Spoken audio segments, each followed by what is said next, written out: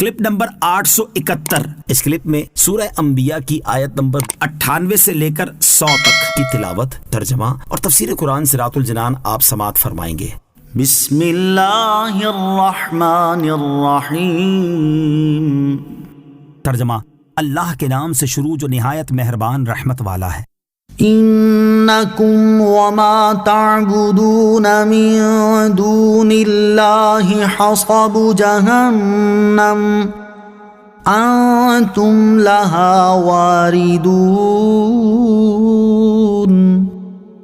لو کان ہؤلاء آلہۃ ما وردوها وَكُلٌّ فِيهَا خَالِدُونَ۔ ترجمہ: بے شک تم اور جن کی تم اللہ کے سوا عبادت کرتے ہو سب جہنم کے ایندھن ہیں، تم اس میں جانے والے ہو۔ اگر یہ معبود ہوتے تو جہنم میں داخل نہ ہوتے، اور ان سب کو ہمیشہ اس میں رہنا ہے۔ اِنَّكُمْ وَمَا تَعْبُدُونَ مِن دُونِ اللَّهِ، بے شک تم اور جن کی تم اللہ کے سوا عبادت کرتے ہو۔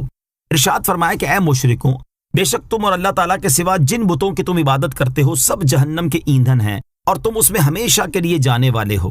یاد رہے کہ مشرکین کے بت عذاب پانے کے لیے جہنم میں نہ جائیں گے، بلکہ ان مشرکوں کو عذاب دینے کے لیے جائیں گے، کیونکہ ان کی پوجا کرنے میں قصور تو مشرکوں کا ہے، نہ کہ ان بتوں کا۔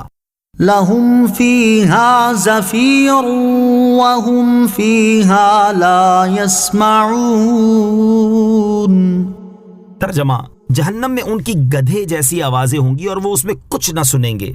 لہم فیہا زفیر، جہنم میں ان کی گدھے جیسی آوازیں ہوں گی۔